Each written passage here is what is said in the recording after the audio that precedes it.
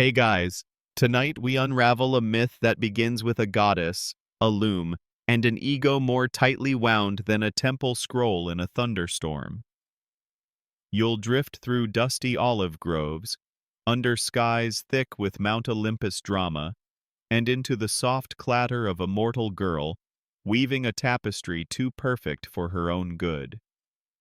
There will be no swords or blood or cyclops tonight, just fine thread, whispered jealousy, and the kind of passive-aggressive revenge only a Greek deity could serve cold, with a side of lightning. Oh, and spoiler, you probably wouldn't survive a week as a mortal in mythic Greece, not if you had even a whisper of talent. The gods were insecure, and moody, and really into turning people into random animals. So, before you get comfortable, take a moment to like the video and subscribe, but only if you genuinely enjoy what I do here. And if you're cozy under the covers already, let me know where you're listening from and what time it is in the comments below. Now, dim the lights, maybe turn on a fan for that soft background hum, and let's ease into tonight's journey together. You're standing in an olive grove just before dawn. The leaves shimmer like dull silver, the kind that never quite shines, but always seems to rustle with secrets. You can smell the earth, warm, cracked, and sweet with dew. A cicada chirps once and changes its mind. Somewhere in the distance, a shepherd yawns. Athena, goddess of wisdom, battle strategy, and, importantly for our story, craftsmanship, is awake long before the mortals. She never really sleeps, not the way you or I do. Her dreams come shaped as strategy diagrams and embroidery charts, filed away with military blueprints and moral lessons. She sits at a loom as wide as a chariot and twice as polished. It's not just for decoration. No, Athena weaves. And not just anything. She weaves concepts, abstracts, the architecture of justice, the symmetry of reason, the occasional owl motif for branding. Historians still argue whether ancient Greeks genuinely believed the gods wove real cloth, or if this was all metaphor. The textile version of divine power, thread by thread. Some fringe scholars have even suggested that temples may have housed ceremonial looms tended by priestesses pretending to be Athena, spinning thread while murmuring political prayers. You don't know about all that. You just know the air around her smells faintly of linen and lightning. Weaving in ancient Greece wasn't some idle domestic task. It was power, economic, symbolic, and spiritual. To weave was to control time, thread stretched into rhythm, rhythm into pattern, and pattern into permanence. A rich house displayed its woven goods like modern homes show off espresso machines or imported tile. Athena's tapestries were famous. Mortals didn't just admire them, they feared them. You'd walk past one in a temple and feel like the owl eyes were following you, which they might have been. And yet, out in a tiny village where the shepherd yawns and the cicada reconsiders its solo, another loom clatters. A mortal girl, fingers calloused, eyes sharp, hair tied back with a strip of wool, creates patterns not even temple priestesses can explain. Her name is Arachne. You'll meet her soon. But back to Athena. She stretches her arms, rolls her neck, and examines the weave beneath her fingers. It's good. Of course it is. Symmetry so perfect it could make geometry blush. Still, she frowns. Because perfection is expected. And when perfection is expected, it gets boring. You begin to feel what Athena feels, a sense that something's off in the cosmos, a tension in the thread, a rumor, a ripple. Somewhere, someone is weaving too well. You step closer to the goddess's loom, and she does not see you, but she pauses. The fabric in her hands pulses, just once, as if reacting to another loom somewhere far away. Athena leans in, narrows her eyes. She doesn't know the name yet. Doesn't know but soon, very soon, she will. You leave the grove behind, the scent of olives fading into the morning light, and the air grows dustier, softer, more human.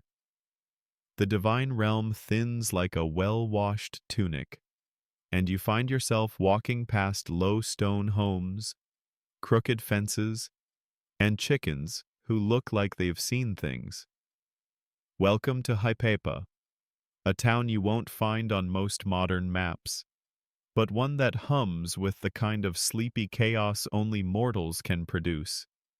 It's the kind of place where the gods rarely tread, unless they're disguised or bored or, let's be honest, itching to meddle. And in a corner of this town, hunched between a fig tree and a well that groans like an old philosopher, lives a girl named Arachne. You hear her loom before you see her. Clack, whir, pull, slide, beat, thread. It sounds more like percussion than weaving, like she's playing a long, gentle argument with the air. And she's winning. Arachne doesn't look like someone raised to challenge gods. Her tunic is patched, her fingers blistered, and there's thread in her hair.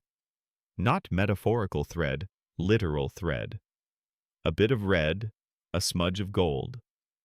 Probably from yesterday's tapestry, the one people are still whispering about at the well. And oh, do they whisper. They say she weaves things that look too real, so real they make you question your own memories. That she spun an image of the sea so convincing a fisherman cried in front of it. That her silk depiction of Dionysus at a feast made a goat faint in religious confusion. Historians still argue whether this version of Arachne was a real person, a mythic archetype, or a stitched-together cautionary tale designed to teach humility to ambitious girls with excellent hand-eye coordination. But whatever the truth, in this moment, she is very much real to you. You step inside her workshop, or rather, duck your head under a sagging arch of woven reeds and find yourself in a space that smells like wool and ambition. Arachne barely glances up. She's working on something new.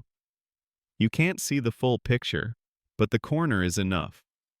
A thread-sketched temple wall, lined with gods in various states of embarrassment. One is holding up a toga that's clearly too short. Another appears to be sneezing wine. She pulls the thread tight and bites the corner of her lip in thought. You can almost hear the internal edit. No, the wine stain should be darker. Around her loom are finished works, tapestries that don't just show stories but speak them. You lean in toward one and swear you hear the laughter of Apollo echo from its threads, muffled but unmistakable. The townsfolk, for their part, have no idea what to do with her. On one hand, they're proud.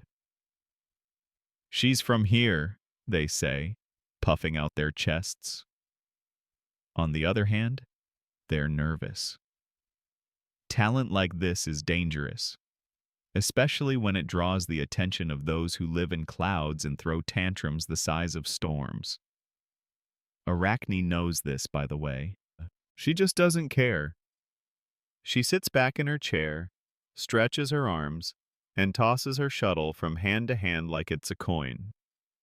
A girl nearby, apprentice, friend, unpaid intern, whispers that Arachne once claimed even Athena herself couldn't do better. You glance at the tapestry again. One of the gods in the background seems to smirk at you. Maybe it's just the stitching. Maybe not. There's a kind of hush outside now. The town is quiet in that way places get when a storm is coming. But there's no wind, no thunder. Just a subtle shift in energy. A stillness. Like the world is inhaling. You know who's coming, don't you? Arachne does too. You see it in the way she adjusts the tension on her loom. Not out of fear, not even out of nervousness. Just readiness. After all, if you're going to embarrass a goddess, you might as well do it properly. The morning slides into afternoon like honey off a spoon, slow and sticky and slightly too warm. The chatter around the well grows quieter, as though the town collectively remembers it's supposed to be worried about something, but can't quite recall what. You follow the hum of thread back to Arachne's workshop. Her fingers move like they're possessed, not by anything sinister, but by sheer, unfiltered focus. She doesn't speak. She doesn't blink much either. It's possible she's forgotten to eat. Again. Outside, the neighbors are pretending not to peer in. They say she's faster than the Moirai, an old man mutters, folding a fig leaf into a makeshift hat. That's blasphemy, someone hisses. But she is, he insists. I watched her finish a scene of the Trojan horse before my goat could sneeze. No one responds. Because no one knows how fast goats sneeze, but also because they've seen her tapestries. And once you see one, it stays with you, like a dream you can't shake. Or that one time you walked into a temple and accidentally made eye contact with a statue that winked, or maybe you imagined that. Still, the villagers whisper. They whisper about the one with Hera mid-scolding Zeus, about the detail on the pomegranate seeds, about the one that showed Poseidon having a truly undignified fall off a sea chariot. That one had movement, says the fig-hatted man. I swear his sandals flew right off. Historians still argue whether these tapestries were literal artworks or metaphorical warnings passed down by word of mouth. Some suggest they were never tapestries at all, but performance pieces with exaggerated embroidery and generous helpings of local gossip. Either way, they had an effect. People started to visit, from other villages, other regions. Arachne didn't charge them, not because she was generous, but because she didn't care. Her payment was the weaving itself, the click of the loom, the feel of the thread stretching, the soft shudder when an idea snapped into place. And she liked the attention, not in a dramatic pose on a rock sort of way. More like someone who had finally been handed the right kind of mirror and was quietly impressed by her own reflection. Which brings us to the whispers. They've changed now. She's not just better than any mortal. She might be better than Athena.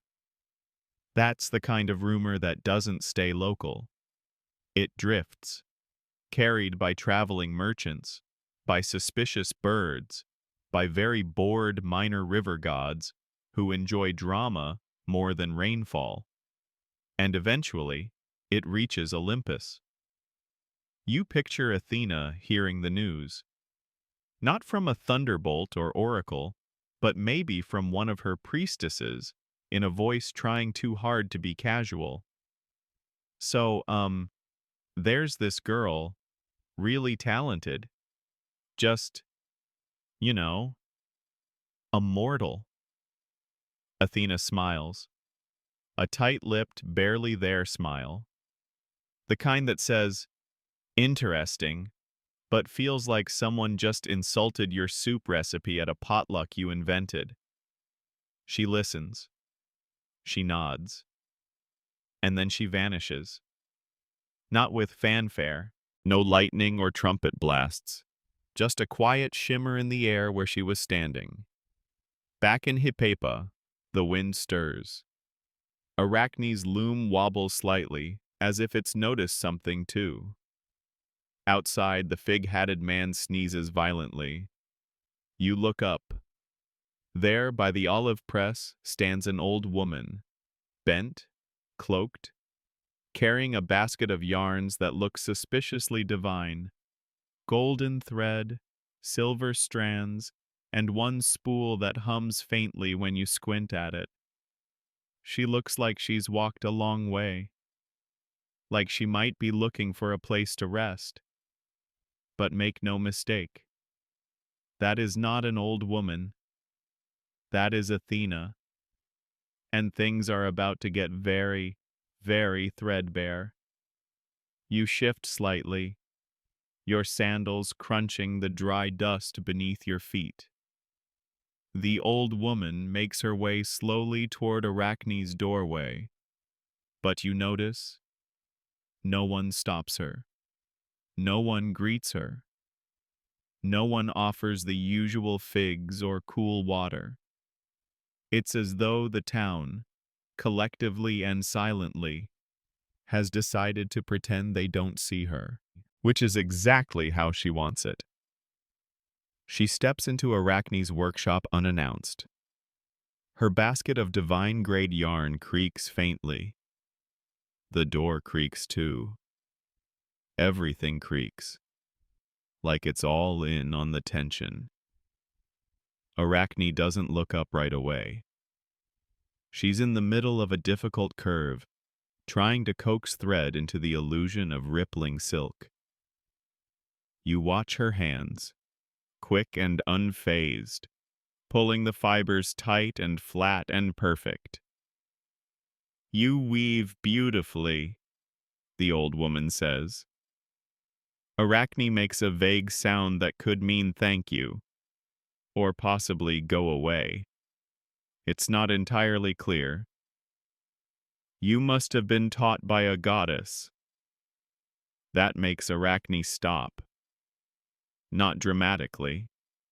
She doesn't drop her shuttle in slow motion or gasp into the void. She just pauses, one heartbeat longer than usual. Then she places her shuttle gently on the rim of the loom. I taught myself, she says, with the kind of flat pride that doesn't require anyone else's approval. No goddess needed. The old woman nods thoughtfully, her face lost in the shade of her hood. Still, she says, it would be wise to show respect to Athena. Without her, there would be no loom, no thread, no technique. Arachne shrugs. Athena didn't invent sheep. You, standing in the corner pretending to be a decorative broom, try very hard not to make a sound. It's one thing to claim you're better than a god. It's another to argue thread economics with one. Athena, though still in disguise, tilts her head. The silence grows tight, like the air just caught its own breath.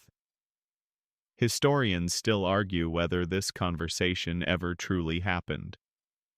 Some say the disguise was metaphorical, that the goddess represented society's expectations disguised as helpful advice. Others think Athena just really enjoyed dramatic entrances. Regardless, in this moment, Arachne leans back in her chair and folds her arms. I've seen Athena's tapestries, she says, not unkindly. They're fine, beautiful even, But they only ever show gods punishing mortals. There's no truth, no soul, no honesty. The old woman grips her basket a little tighter. "And what would you show?"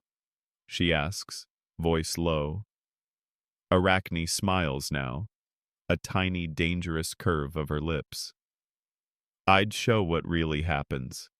The mistakes, the vanity, the times the gods lost their tempers over nothing and turned people into birds or trees or spiders." You don't breathe. Neither does the goddess. Instead, she slowly raises one hand and peels back her hood.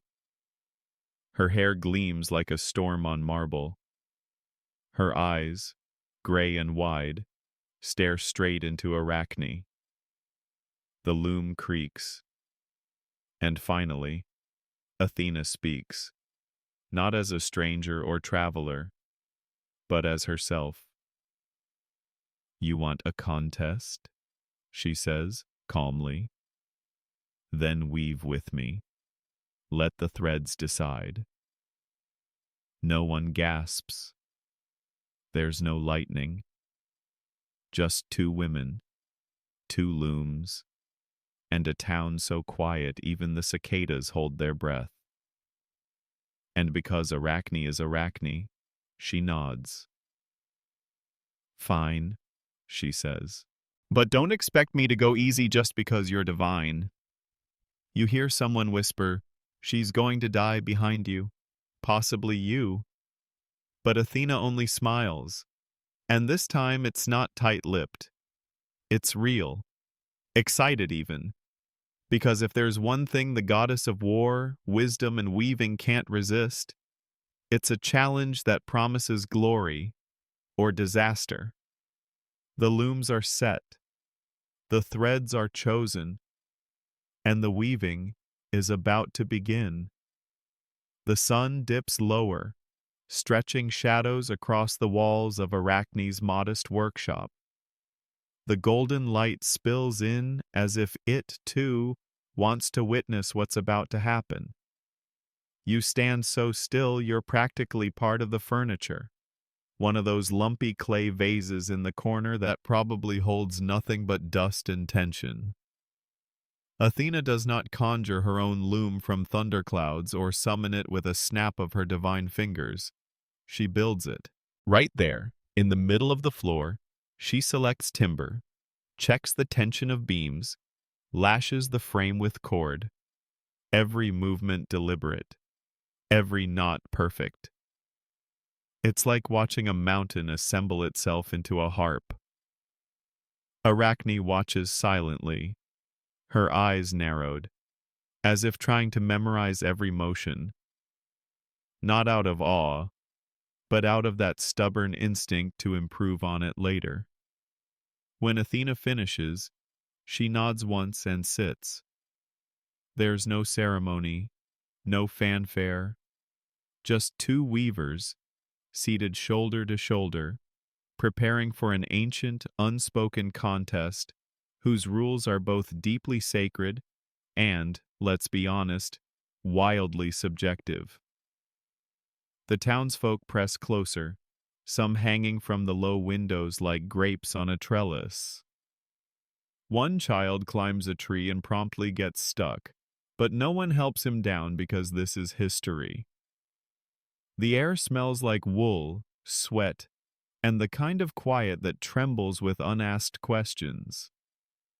Athena begins first. Her tapestry takes shape with measured strokes.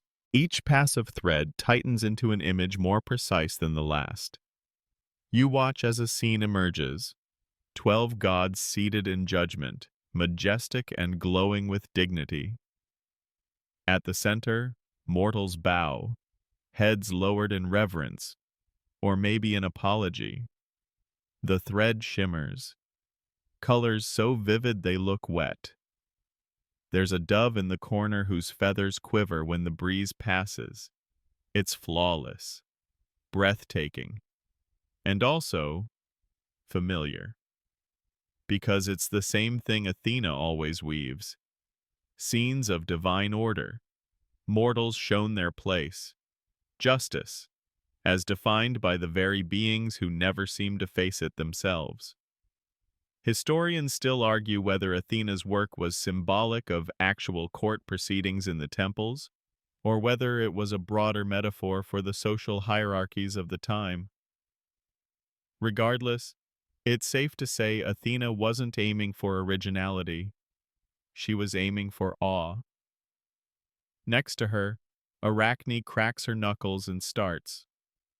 At first, her motions seem too quick, too casual. You think, there's no way this will measure up. The shuttle zips, the weft builds, the tension holds. And then you see it. Not a divine courtroom, but a vineyard.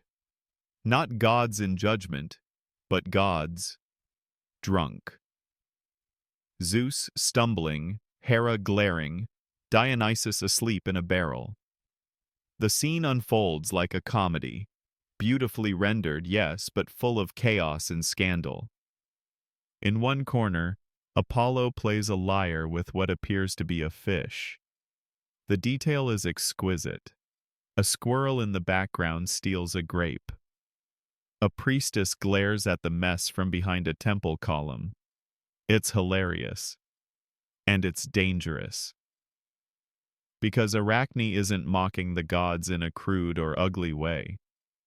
She's showing them with brutal human precision. Their flaws, their pettiness, their bad decisions stitched into silk with a needle sharper than any spear. Athena's expression doesn't change. Not at first. But you notice her thread starts to pull tighter. Too tight. You glance at her tapestry and spot it. One god's hand is slightly distorted. A wine cup looks off kilter. Small mistakes. Almost invisible. But they're there. Arachne continues, her tapestry growing longer and wilder. Poseidon chasing a dryad, Artemis rolling her eyes, Hermes selling fake sandals to mortals in a market. There's even a depiction of Athena herself, scowling at a crooked olive tree. It's all funny. It's also true. That's the danger. The villagers are too stunned to speak. A few whisper prayers under their breath, as if trying to earn divine forgiveness by proximity. Athena finishes her work first. She stands, takes a step back, and waits. Arachne ties her final knot. Silence. Then, Athena approaches Arachne's tapestry. She studies it, every inch, and her hands begin to tremble. Not violently, just the barest flicker, like someone trying not to spill a bowl of soup they know they shouldn't be holding in the first place. Because she knows what she's seeing. This is not just bold, it's better. And gods do not lose. At least, they're not supposed to. You shift your weight, heart caught between admiration and dread. Because you already know. This isn't going to end with applause. You can feel the weight in the room shift, not with any thunder or divine glow, but with the kind of low, tight pressure that precedes something unfixable. Athena steps forward, slow and deliberate, the way a general might approach a battlefield where they've just been defeated. She examines the tapestry again, closer this time. The weft is flawless, not a single thread misplaced. The shading around Zeus's bewildered expression? Perfect. The folds in Hera's toga, mid-eye roll? Practically three-dimensional. Even the squirrel in the background, remember him? Is now reaching for a second grape, mid-theft. It's infuriating. Arachne doesn't gloat. She doesn't bow or grin or say, "Told you so." She just sits quietly, one hand resting on the edge of the frame, like a musician at the end of a performance that spoke entirely for itself. Athena straightens her back. She turns to the villagers now, who have all somehow merged into one terrified, sweaty organism with 8 eyes and 0 opinions. And then she laughs. Softly, but not kindly. "You have skill," Athena says, her voice even. "No one can deny that." Arachne nods once, not as thanks, but as acknowledgement. "I know." The goddess's eyes flicker. "But you lack humility." There it is. You can almost hear the charge gather in the air, like a dropped wine glass right before it hits the ground. "And that," Athena says, "is dangerous." The tapestry shivers. No one touches it. But the edges begin to curl, as if the fabric itself is trying to retreat. The thread unknots. The scenes dissolve, not all at once, but line by line, stroke by stroke. Zeus blurs. Hera fades. The squirrel drops his grape. Arachne flinches. Her hands reach out instinctively, but it's too late. The cloth turns brittle, crumbles like old parchment in the sun, falls away to nothing. Athena's own tapestry remains untouched, pristine, irrelevant.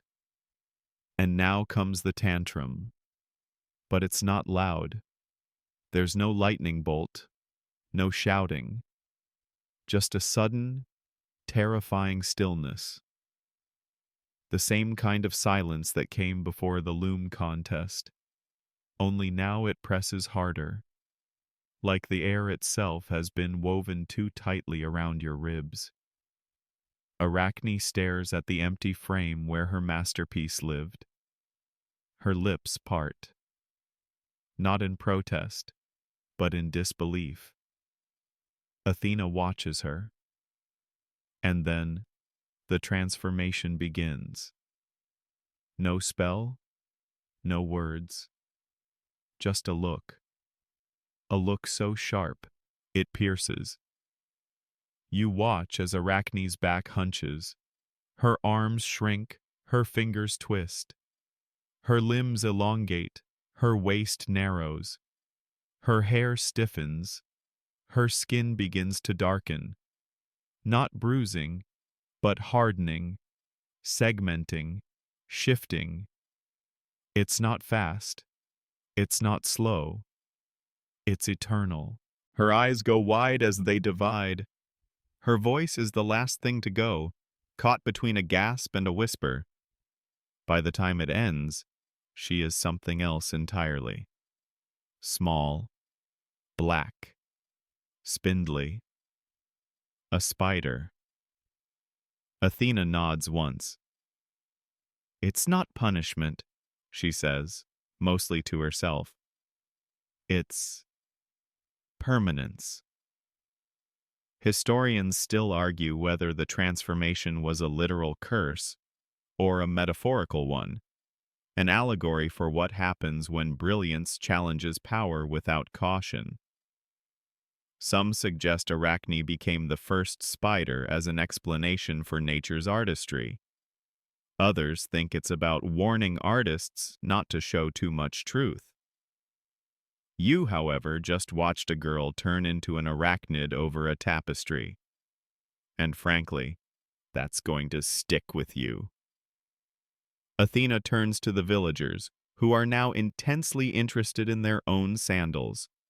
She says nothing more. She doesn't need to. She leaves, her footsteps fading before they even touch the road.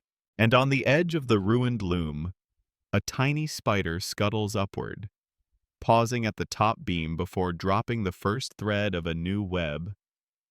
It glistens. And somehow, you know it will be perfect. The days that follow are quieter. Not in the usual peaceful way, where life returns to its slow rhythm of olive picking and mildly judgmental gossip. No, this is the kind of quiet that feels like it's holding its breath, like the entire village is trying to decide what just happened and whether it's safe to even say her name out loud. Spoiler, it's not. But you say it anyway, under your breath, just once. Arachne. The name tastes different now, less like a girl, more like a warning, or maybe a prayer. You're not sure which. Up in the corner of the ruined workshop, the spider remains. She's not just building a web, she's weaving it. And it's stunning. The thread catches the light like spun moonlight, each strand stretched with impossible precision. You swear you see shapes in the silk.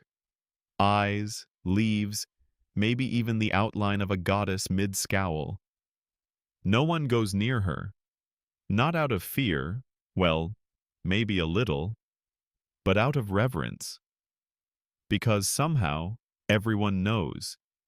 She's still watching, still working, still weaving. And slowly, the town adapts. People stop talking about the contest. They stop whispering in the market.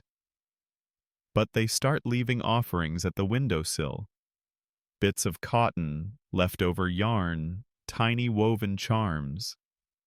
Not because they think she'll eat them, but because they don't know what else to do. The children are told not to swat spiders. The elders now nod respectfully when they spot a web. One boy claims he dreamed of her. Still a girl, still with that half-smile, weaving a tapestry of clouds. Another says he saw her hanging upside down from the temple roof, drawing stars into the night sky. Historians still argue whether these were dreams, omens, or simply the kind of shared myth that arises after something too strange to explain. Some think a cult formed, quietly, around Arachne, a kind of secret society of weavers who passed down patterns that mirrored her lost tapestries. Others think it was just collective guilt wrapped in thread. You decide it doesn't really matter. What matters is the weaving. Because even now, weeks later, when you walk the hills outside town and see a web strung between two olive branches, you pause. Not to brush it away, not to avoid it, but to admire it. To follow the curves, the spirals, the near invisible pattern that somehow holds steady in the wind. One morning, you spot a particularly elaborate web. It has 3 concentric circles and tiny decorative stitches in the corners. You swear one of the loops looks like the goddess's face. You tell someone, they tell someone else. Within 2 days, people are coming from nearby towns to see the miracle web. One priestess weeps when she sees it. Another claims it cured her mild shoulder pain. No one asks too many questions. A man tries to touch it. It disappears overnight. Nobody tries again. A month later, a traveling poet writes a song about Arachne. It's melancholy, yes, but oddly gentle. He sings of thread that outlasts pride, of looms heavier than justice, of the fine line between art and heresy, and how one girl danced across it with a spindle in each hand. The villagers don't sing along, but they listen. Because now, when someone weaves something particularly lovely, they don't say, "You've outdone yourself." They say, "Arachne would approve."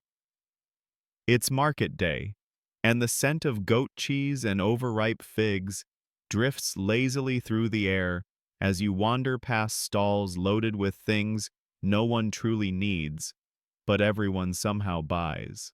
Normally, the biggest topic of conversation would be whose olives are scandalously smaller this year or which merchant's donkey ate someone's laundry. But not today. Today, everyone's whispering about Athena's tapestry. You remember it, of course. Flawless, shimmering, technically perfect, and about as emotionally stirring as a bowl of lukewarm barley. It had everything. Regal gods, humbled mortals, not a single feather out of place. And yet no one talks about what it showed.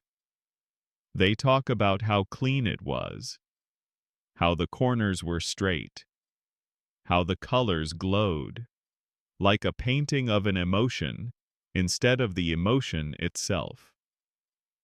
Word spreads that the tapestry was removed from Arachne's old workshop and placed in a temple nearby, carefully guarded, revered, but also kind of avoided. Because, here's the thing, once you've seen the truth stitched into silk, it's hard to go back to the official version.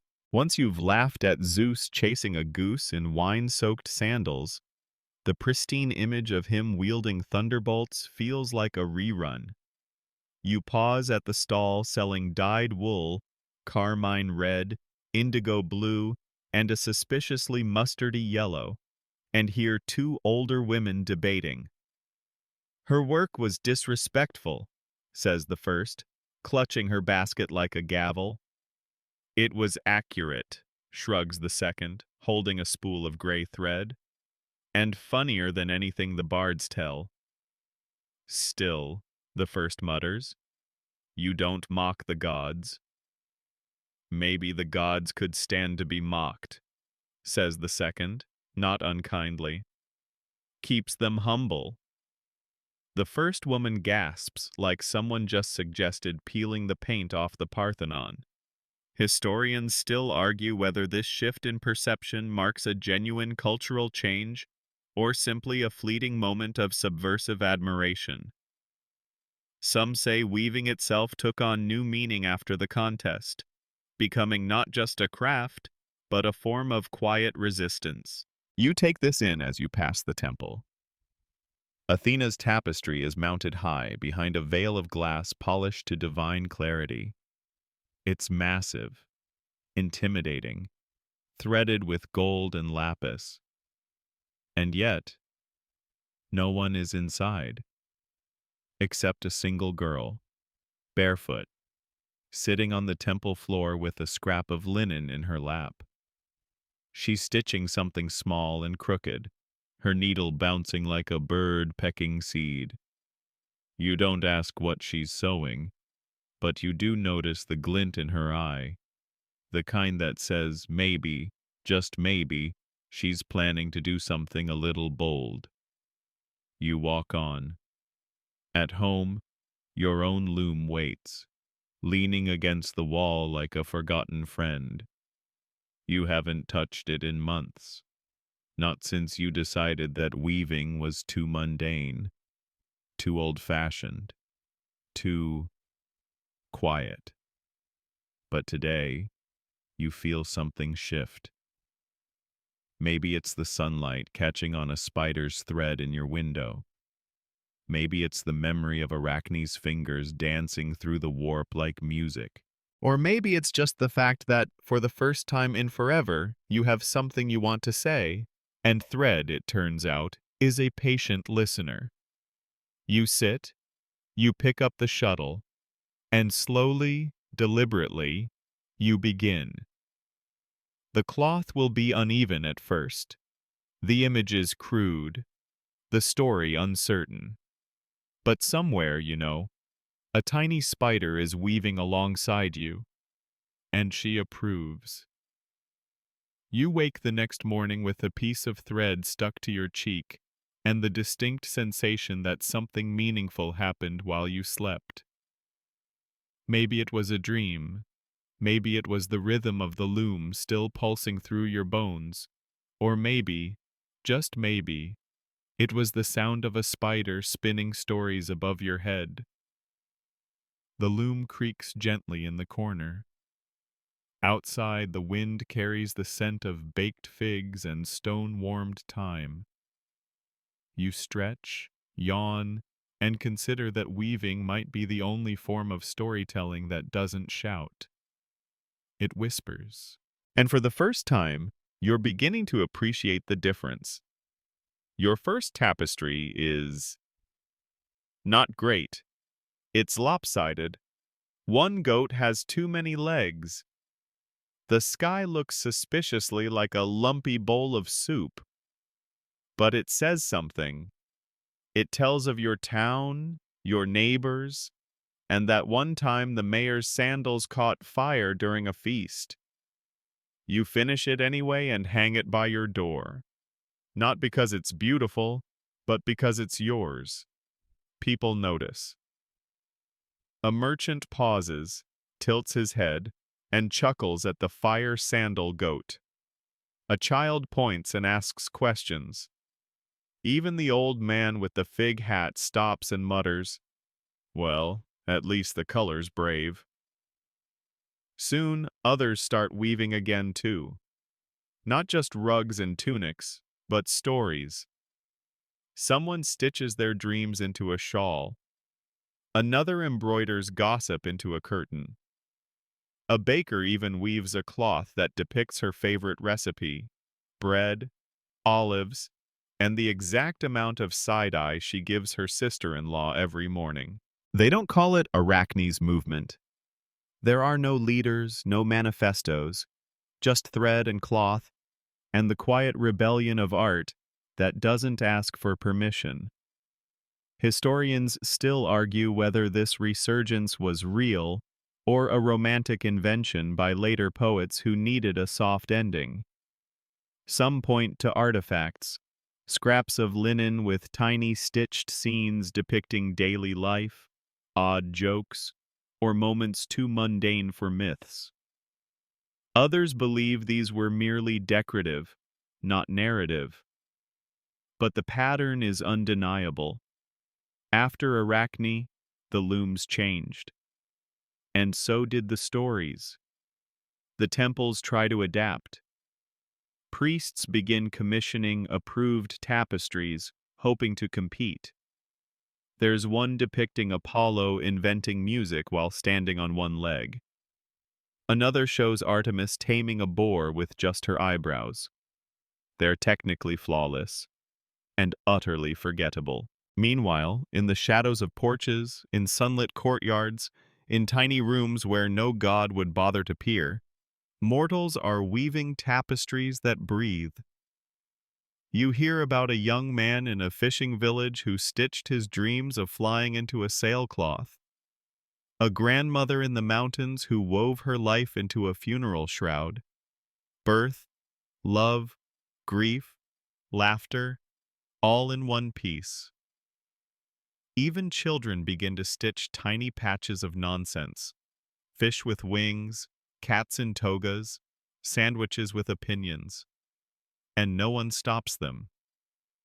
Because once truth has been woven, even joking truth, it's hard to unweave it. Arachne's story no longer ends with a curse. It continues. She becomes not just a warning, but a muse. And her web? It's not a punishment. It's a loom. You sit back at yours once more. The shuttle fits more easily now. Your hands remember. And high above, just behind the ceiling beam, something stirs. You glance up. The spider is watching.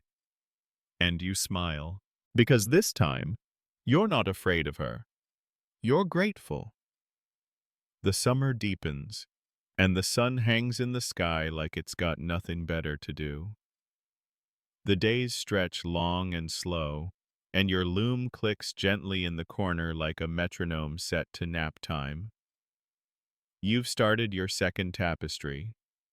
This one's bolder. It has scenes from the bakery, a dog that keeps stealing sandals, and, somewhat controversially, a depiction of Hermes tripping over a basket of figs. You don't mean it as disrespect, you just couldn't resist. The figs were right there. People come by to see it. Some shake their heads and mutter about hubris. Others laugh, linger, and bring wine. One man offers to buy it. You refuse. Not because it's sacred, but because it's yours. And slowly, your little house becomes a gathering place. Not a temple, not a school. Just a spot with shade, tea, and thread. Weavers come with questions, with scraps, with half-formed stories and tangled yarn, and together you sort it out. Unravel the knots, retie the ends, rework the images until something clicks. One girl brings a piece of cloth covered in moons. Another arrives with a tapestry of every meal her grandmother ever cooked. You can practically smell the lentils. There are mistakes, tension too loose, colors that bleed. But there's also joy, curiosity, a willingness to try. And somewhere, up in the rafters, Arachne listens. She never appears. Not in full, anyway. Just flashes, reflections, flickers. A single thread stretched exactly right in the moonlight. But you know she's there. Sometimes your threads tangle, and you whisper to her. Not loud, not desperate. Just a quiet, "What now?" And somehow the answer always comes. Historians still argue whether this weaving revival was practical or spiritual. Some say it was a way to pass time during economic downturns. Others argue it was about reclaiming identity through craft. There are records of traveling guilds forming, informal groups with no gods, no patrons, just looms and laughter. And in the margins of scrolls from that era, you'll find little sketches. Spiders wearing laurel crowns, shuttles shaped like arrows, even Athena herself looking mildly annoyed while surrounded by thread. The goddess doesn't intervene again, at least not openly. But there are stories. A temple tapestry that mysteriously rewove itself overnight, correcting its proportions, adding a cat to the corner. A priest who claimed he saw a spider lower itself onto his nose, just as he was drafting a sermon about obedience. He changed his topic the next day to the humility of thread. You don't know if those tales are true, but they feel possible. Because now, weaving has become more than just thread and cloth. It's become memory, commentary, connection. You begin to understand what Arachne may have felt that day in the workshop. Not arrogance, but clarity. Not rebellion, but truth. And it's addicting. One night you stay up too late. The candle burns low, your back aches. But you finish a piece showing two neighbors arguing over grapevines, and you stitch in a tiny squirrel in the background, carrying a bottle of wine. You laugh. Alone, but not lonely. And the next morning, it's dry. Perfect. You hang it on your door. By sunset, 5 people have asked who the squirrel represents. You just smile and keep weaving. By now, the clatter of your shuttle is as familiar to the neighborhood as the baker's morning sneeze or the temple bell that's always slightly off rhythm. Children run past your window shouting, "Don't touch the loom," like it's a spell, which, let's face it, maybe it is. And your little porch? It's become the place to sit and stitch and talk. Today, you're working on a scene of the town's yearly fig festival. There are garlands, donkeys in flower crowns, and a mayor who looks suspiciously like a grape. That wasn't the plan, but once you saw it, well, sometimes the thread knows better. People gather again. A boy wants to learn how to weave clouds. A woman asks if you can show her how to make a fish look like it's thinking very hard. You do your best. Everyone's tapestry turns out strange, imperfect, and oddly wonderful. One man brings in a tapestry from his grandfather. It's old, brittle, and clearly unfinished.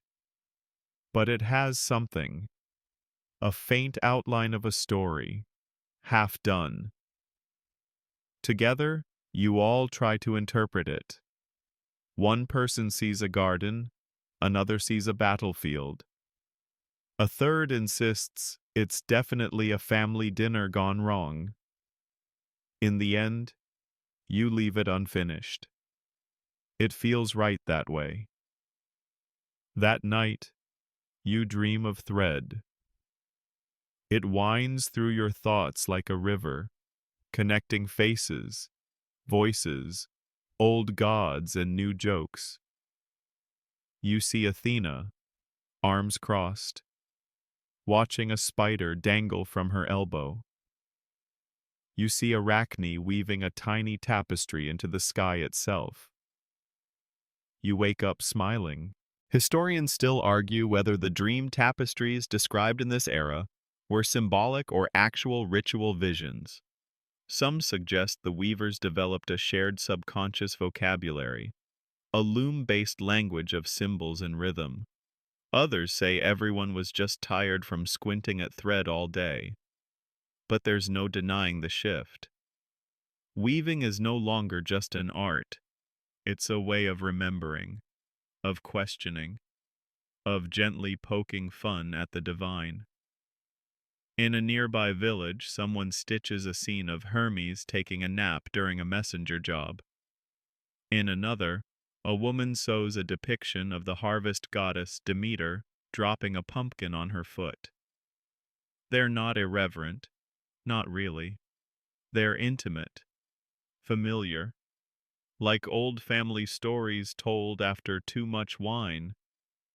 One tapestry even shows Arachne and Athena side by side, weaving together.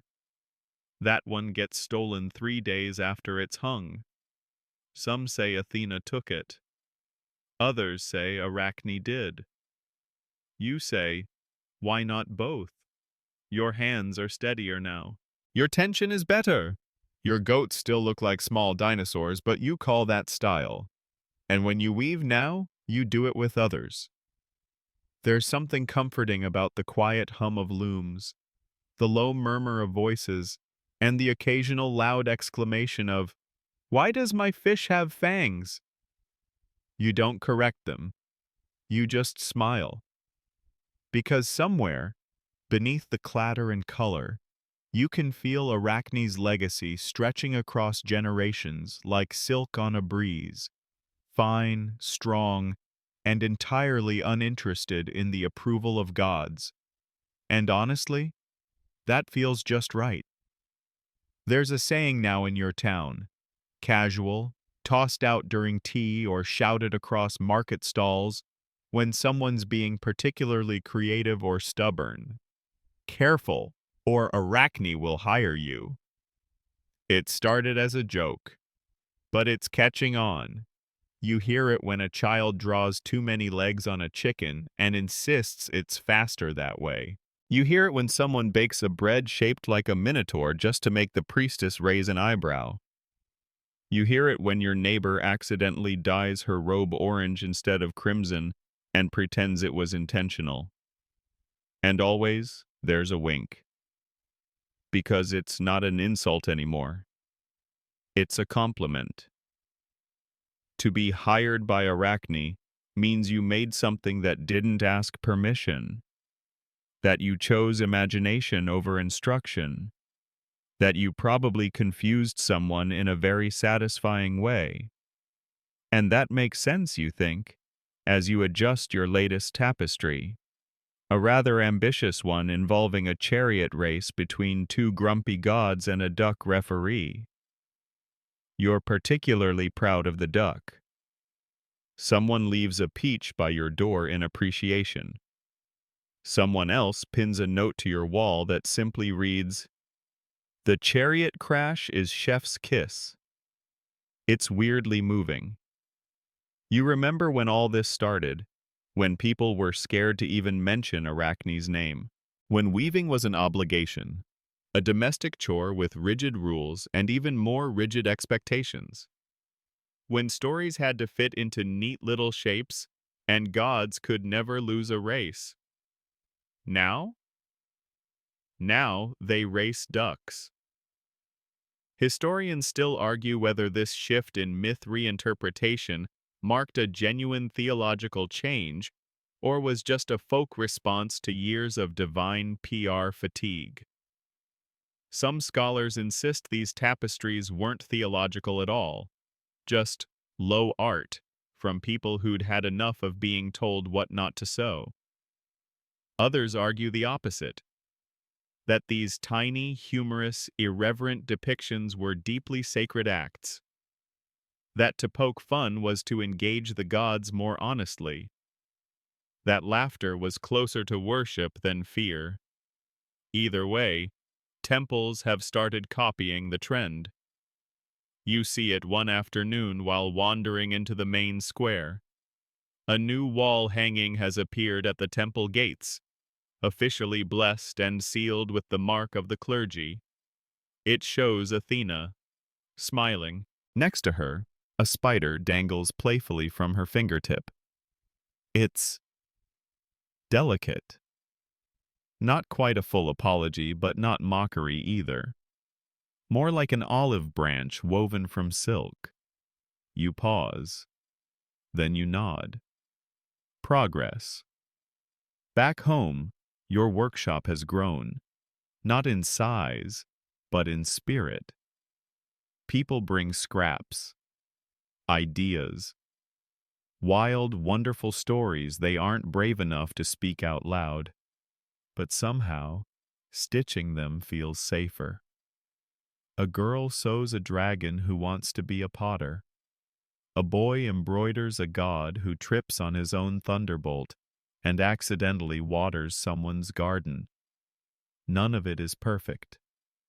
All of it is glorious. You run your hand along the newest piece. The thread catches in all the right places. The story flows. You've started using colors in ways that feel like painting with fabric. And above, in her quiet corner of the ceiling beam, the spider spins. You don't need to see her to know she's there. You just keep weaving, because you too have been hired. It starts with a single web in the apothecary's window. Just a shimmer at first, so faint it could be a trick of the sunlight on old glass.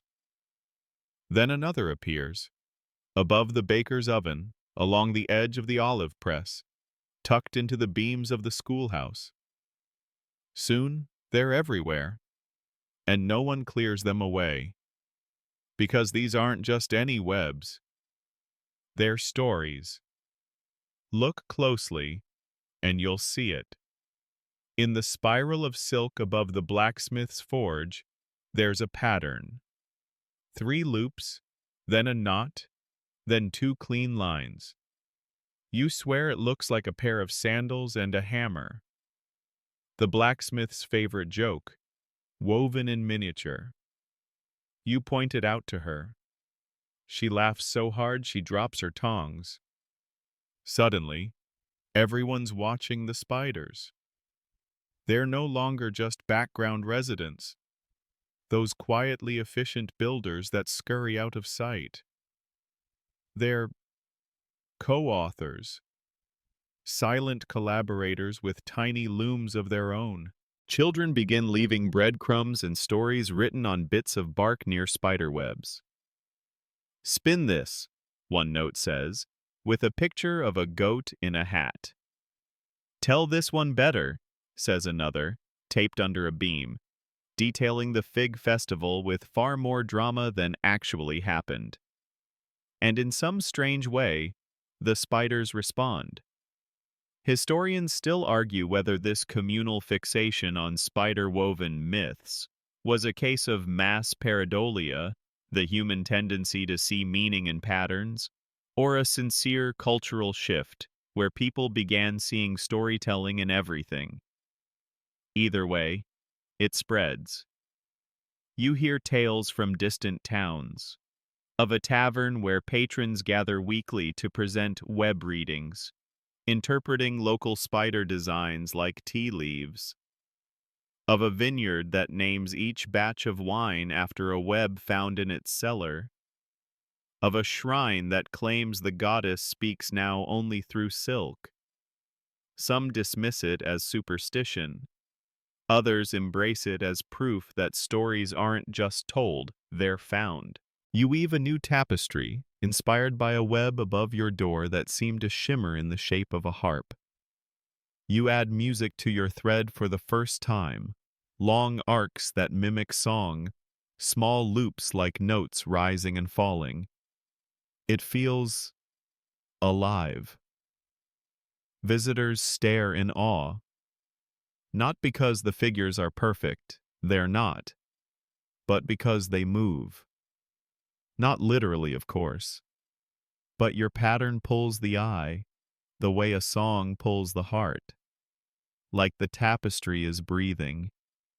Someone suggests you teach a class. You snort, but then you agree. It's less a class and more a gathering. You sit in a circle, everyone with their frames and scraps and tea that keeps going cold because no one wants to stop stitching. You talk about webs and myths, and the time someone saw a spider fix its web after a bird flew through it, and how that's probably a metaphor for heartbreak.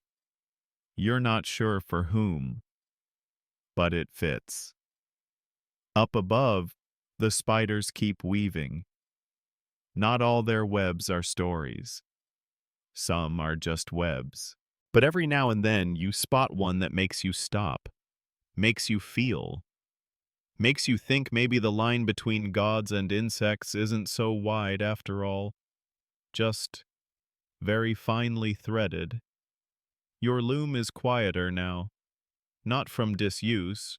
No, you still weave nearly every day, but because you've learned to move with a kind of practiced hush, like the cloth and thread already know what they want, and your job is just to listen. The village feels different too. There are still noisy mornings, fig festivals, and that one rooster who thinks 2 a.m. is dawn, but there's also a new rhythm under it all. Slower, wiser, full of pattern. The temple now holds thread blessings every full moon.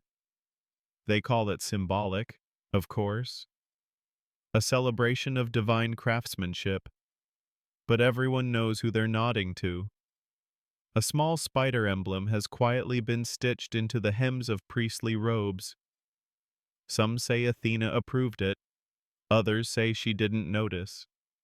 Either way, it stays. You get a visitor. She's older, with steady eyes and a loom callus that matches your own. She doesn't say her name, just sets up her frame beside you and starts weaving. No small talk, no fuss. You watch her hands and realize she's better than you. Not intimidatingly so. Just smooth. Like the thread has always obeyed her. You don't feel jealous. You feel honored. Together, in the soft shade of afternoon, you weave. No words needed. Only later, when she finishes her piece, a long banner showing a field, a path, and a woman walking alone, you ask her what it means. She shrugs. Depends on who's reading it. You nod, even though you don't quite understand. Historians still argue whether the anonymous traveling weavers of this era were lone artists, early guild emissaries, or just a very determined rumor. Some link them to oral tradition keepers. Others think they were simply people who liked to wander, teach, and leave behind cloth instead of footprints. Whatever the case, their work pops up in surprising places. A tapestry inside a bread oven, another hanging in a barn, where no one claims to have made it. Even one found wrapped around a baby goat who seemed perfectly fine with it. These pieces all share something. No signature, no certainty, but unmistakable presence. Your visitor leaves without farewell. Just a wink, a thread wrapped neatly around a fig leaf, and then she's gone. You keep the thread. Use it in your next piece. A landscape full of hills and tiny golden spiders hiding in the grass. Children love it. Adults pause longer at that one. Someone insists it made them cry, though they can't say why. You smile. And you keep weaving. Because by now, you understand something deeper. This isn't about skill, or defiance, or even mythology. It's about thread, connection. The invisible lines between lives, looping and knotting and fraying and rejoining in ways no god, no historian, no priest could ever fully map. You glance at the ceiling beam again. No spider this time, just thread, which, somehow, is enough. You find a thread in your sandal. It's bright red. Fine. Tucked neatly into the strap like a secret. You didn't put it there. But you smile anyway, because by now, these things happen. Threads show up. Stories begin. You just follow. That morning, you walk to the hillside. It's quiet, except for the bees, the breeze, and the occasional groan from your knees, which, let's be honest, sound like they're woven from gravel these days. You sit under an old olive tree, pull out your portable frame, and begin.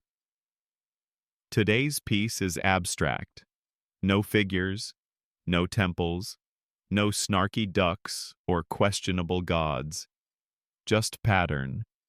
A slow spiral, like a shell, or a dream you can't quite explain. The colors shift subtly, blue to green, dusk to dawn, the way a story softens when told by firelight. Someone approaches. It's the baker's daughter.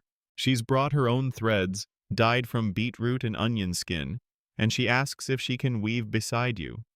Of course she can.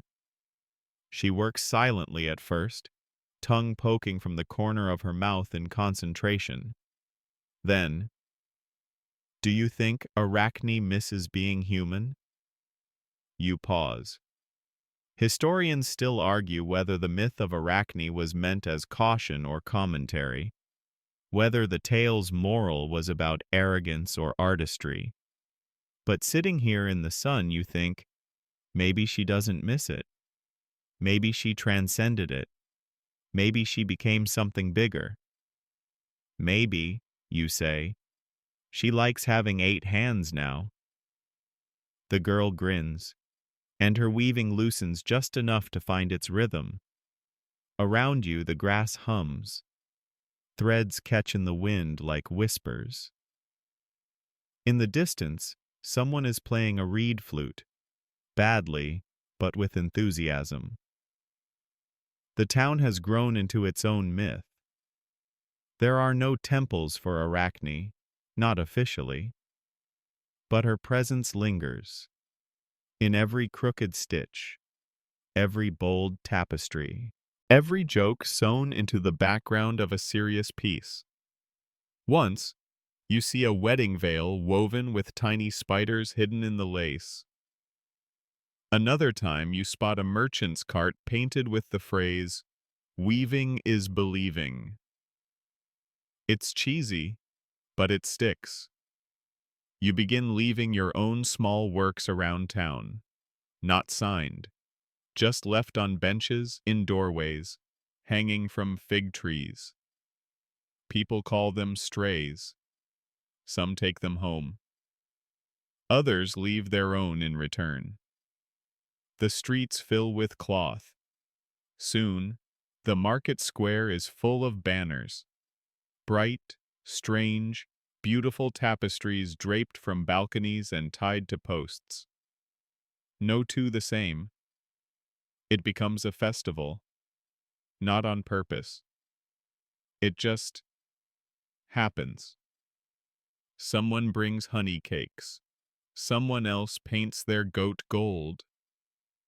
You spend the day watching the town become art. Not perfectly, not evenly, but gloriously. As the sun sets, someone begins weaving the moment itself. Sunlight in the hills, laughter in thread, a dog asleep beneath a loom. You glance up. No spider in sight. But your sandal thread glows just a little in the dusk. You nod and begin your next piece. The next morning, the town feels like it's been dusted with thread. It's not that anything looks particularly different. The fig trees are still figgy. The streets still curve in the same lazy loops. The temple pigeons still act like they own the place. But the air feels different, softer, warmer, as if every breeze now carries a story looking for somewhere to land. You start your day with tea and a tangle. The tangle wins. So you sip, sigh, and begin unpicking last night's weaving. It's a scene of two gods trying to build a clay oven together. But you accidentally made the oven look like a chicken. And now the gods look deeply concerned about their poultry-shaped creation. You debate keeping it. In the end, you leave it as is. Let the viewer decide. Oven or chicken. That's half the fun now anyway. At the market, a new booth appears. It sells only needles, but not ordinary ones. These are carved, painted, sometimes bejeweled. One has a tiny fish engraved into the eye. Another has a spider curled round the shaft. The seller calls them story tools. You buy 3, not because you need them, but because they make your fingers itch to create something just a little more ridiculous. Back home, you use one to start your boldest piece yet. It's called Athena's Day Off. She's in sandals, carrying olives, looking vaguely annoyed that her pigeon is refusing to be trained. You're only half joking. Historians still argue whether the art from this period, commonly labeled the Golden Thread era, was a grassroots revolution or a temporary creative bloom. Some see it as proto-democratic expression, others call it a tapestry tantrum. But what's clear is this: the gods stopped being perfect. And that was oddly comforting. You finish Athena's pigeon saga with a flourish. The last stitch? A tiny snack cart in the corner labeled Ambrosia Bites. You laugh to yourself. No one else may notice. But that's not the point. The point is, you noticed. Your wall is nearly full now. Each tapestry a chapter, a memory, a stitched thought. Together they don't tell one linear story, but rather a collection of overlapping dreams. A pattern of life not in rows, but ripples. Visitors come more often these days. They don't ask to buy. They ask to learn, to borrow space, to sit in the quiet with thread and tea and maybe, just maybe, a few kind ghosts keeping watch. You give them your best needle, the fish one, and you say, "Tell your story, don't worry if it loops." The clatter of shuttles, the creak of frames, the giggle when a goat-shaped cloud shows up in the wrong panel, it all becomes music, a lullaby of linen and laughter. And above you, well, sometimes a single silk thread dangles from the rafters. No spider, just thread, still enough. The fish needle goes missing.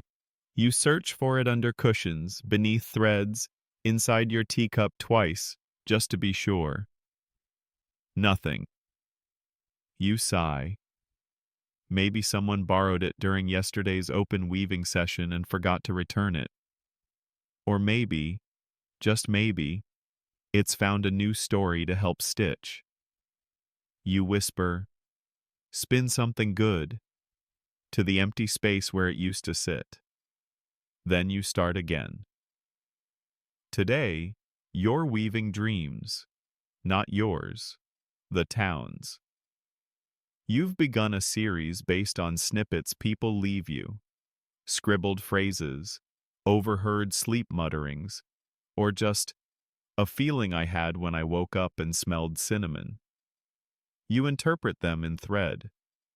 One woman dreamt of arguing with a goose over property rights. Another says he saw a staircase made of cheese leading to a moonlit fig orchard. Your loom chuckles at these things. Or maybe that's just your knees again. You stitch the goose dream first. It comes out alarmingly detailed. The goose wears spectacles. There's a scroll. A very annoyed duck acts as the judge. This piece hangs in the bakery now. The baker swears business has improved since. People say you're a weaver of not just cloth, but dreams.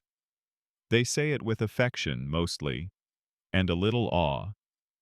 A visiting merchant calls you a tapestry whisperer and offers to buy the cheese staircase for his villa.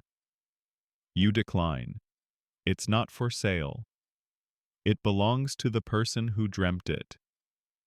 Even if they only ever visit it now on your wall, standing in silence, hands behind their back, smiling like they're seeing an old friend who still remembers their favorite story. Historians still argue whether dream weaving was rooted in ancient ritual or just an overly active town imagination egged on by one eccentric with good thread tension. Some say it reflects the community's subconscious reclaiming of oral myth. Others suggest it was just what happens when people finally stop worrying what the gods think and start asking what they feel. The temple finally caves. They hang a tapestry of their own. It's large, reverent, and gently odd. The goddess depicted looks serene, but if you look closely, she's holding a mop and staring down a trail of muddy sandals. Underneath it reads, "Cleanliness is divinity." It's a joke, and a blessing, and probably a request to stop tracking fig jam through the nave. You approve. That evening, your spider returns. Not the original, just one with similar taste. It drops from the ceiling, pauses midair as if to nod, and spins a web shaped faintly like a harp. You stare, smile, whisper, "Welcome back." Then you pick up your needle, the new one this time, shaped like a quill, and begin the next dream. A dragon made of thunder who knits sweaters for clouds. Your fingers move slow, certain. The thread hums with something old, something true. Rain arrives, not a storm, just the kind of rain that lingers like a thoughtful guest. It taps softly on clay rooftops, dances across cobblestones, and seeps into the soil with all the calm confidence of a story that knows exactly where it's going. You stay indoors. Of course you do. Your little weaving room becomes a cocoon, warm with lamp glow and the scent of wet fig leaves wafting in from the windowsill. A teacup steams beside you. The air is quiet except for the pitter-patter above and the occasional creak of your loom. Today's thread is silver. Not real silver. It's just dyed that way, glinting faintly in the lamplight. You use it to trace rain into your cloth.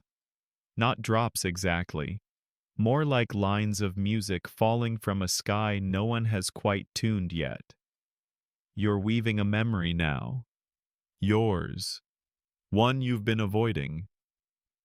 It's the first time you ever tried to tell a story in thread. You were small. The pattern made no sense. The tension was terrible. But the image you were trying to capture, it stayed with you. A dream where you and your grandmother were flying over the sea in a basket made of apricot pits, the moon guiding you like a sleepy eye. You never told anyone, until now. And as the thread slides through the cloth, you feel her hands again, warm, guiding, patient.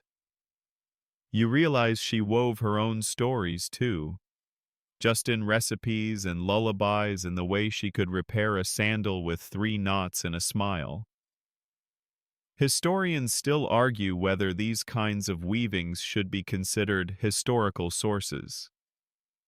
One camp calls them sentimental artifacts. Another insists they're emotional blueprints, maps of how people felt across generations. You think both are right.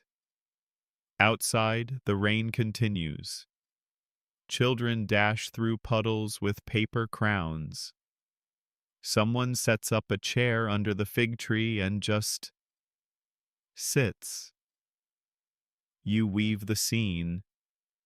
It's not planned. It just happens. The silver thread becomes puddles, then crowns, then reflections. Then rain again, falling both in and out of time. Someone knocks. A traveler. They've heard of your workshop from 2 towns over, where a tavern wall now proudly displays a tapestry titled The Great Apple Pie Treaty of 3 Drunken Goats. Apparently it's very moving. The traveler wants to learn. Not how to weave, but how to see. You blink, then you nod. That evening, they sit beside you. You say nothing. Just gesture to the window, the loom, the half-finished rain dream waiting to be told. They watch for a long time, then reach for a thread.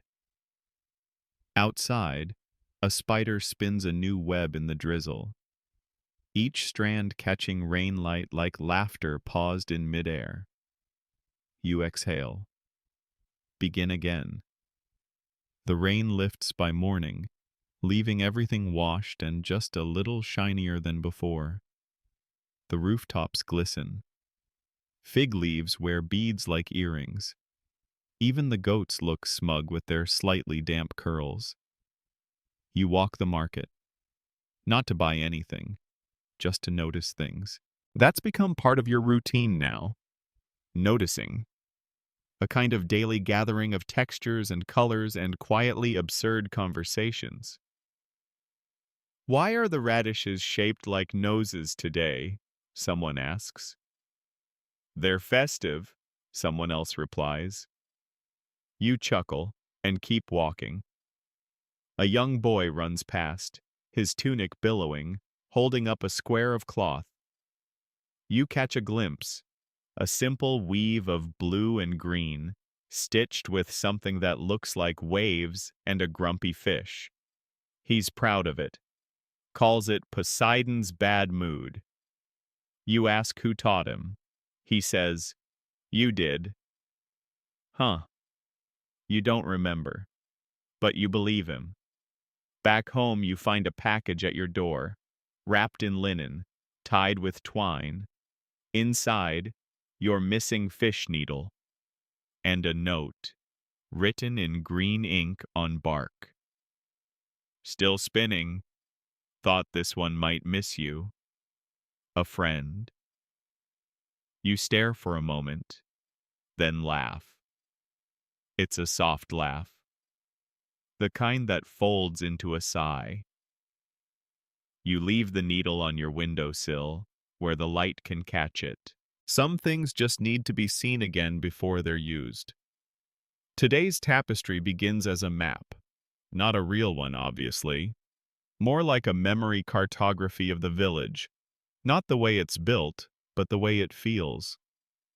You weave in the bakery's warmth, the temple's size, the goat pen's enduring defiance of architectural laws. You mark your home with a spiral, because that's what you are now. A spinner of stories, looping and looping, never quite ending, always beginning. Historians still argue whether this village was a hub of artistic revival or simply a fluke of geography, goats, and one stubborn myth. Some call it the town of threads. Others, the weaving place. You just call it home. Your cloth map is oddly moving. People recognize things they didn't think could be captured. The smell of wet fig bark, the sound of old wood creaking at dawn, the way the sun hits the roof tiles just right at the third bell. The map hangs in the temple now. Even the pigeons respect it, sort of. That night, the stars come out early. One falls. You don't make a wish. You just watch the light fade and wonder what story it's unraveling as it goes. You wake early, earlier than usual. The sky is still dusky, that soft indigo that feels like the world hasn't fully booted up yet. Birds are just beginning to clear their throats. Even the roosters haven't decided who's going first. You stretch. Your bones pop like a loom settling into place. Today, you finish the final tapestry. Not your final tapestry, just this one. The series you began weeks ago. The dreamworks, the gods with dirty sandals, the fig tree gossip, the rain-stitched lullabies. This last panel is simple. A single spider web, woven in glimmering thread, suspended between two branches. Barely there. You begin slow. Each motion careful, deliberate. You sip fig leaf tea between sections, your fingers moving more by memory than plan. The design flows like breath. No sketches, no guidelines, just the rhythm of thread looping into meaning. Visitors arrive throughout the day. Some weave beside you. Some just sit. One child naps under your loom, drooling onto your sandal with the serene confidence of someone who's never once doubted that the world is soft and full of stories. You let them be. By sunset, the tapestry is done. It doesn't shout. It doesn't sparkle. It simply is. When you hold it up to the light, you notice that the spaces between threads, the tiny gaps, form their own shapes. A face, a path, a question. People gather around. They're quiet mostly. A few murmurs, one sniffle. Someone offers a fig tart, which feels perfectly appropriate. Historians still argue whether this moment, this tapestry, marks the end of the mythic revival or the start of something stranger. A period where everyone became the story. You don't care much what they decide. You hang the piece beside the others. Then step back and exhale. The room feels still, not empty, just resting. Later that night, you dream of the first contest again, not with fear this time, but with calm. You and Athena side by side, weaving the same cloth, thread crossing thread in quiet agreement. She's humming. You're laughing. The tapestry between you stretches wide enough to hold the whole sky. When you wake, the spider's back. Real or not, she's perched near your window. Spinning. You smile. And leave her be. She's got her own stories to tell now.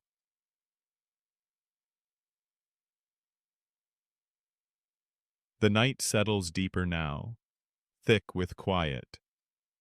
Outside your window, the world turns slowly, patiently, like a spool of silk thread unraveling through stars. The moon hangs gentle in the sky, no longer a watchful eye, but a sleepy smile. Somewhere, far away, a fig tree sighs as its leaves curl into themselves. Somewhere else, a loom creaks in the dark, unfinished, but content. And here, with your thoughts loosening and your breath slowing, you rest.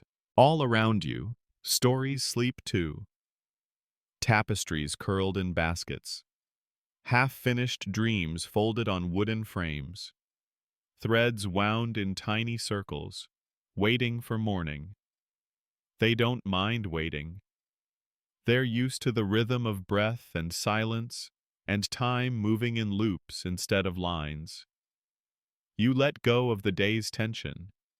You let the threads of thought tangle, soften, blur at the edges. In your mind, a spindle spins, not fast, not with purpose, but with peace. Thread drifts from it, light as mist, weaving into something unnamed. A field, a sky, a quiet voice saying, "You are part of this too." The spiders sleep, tucked in corners. Even the myths fade now, stories curling in on themselves like cloth after rain. Nothing demands you understand it. Just rest. You've earned that. Tomorrow can bring new patterns, new laughter stitched into the margins. But tonight is only this. Soft thread, cool breeze, the echo of a loom still humming somewhere deep in memory. Sleep comes, not with force, but like silk, and it holds you gently. End of script. Sweet dreams.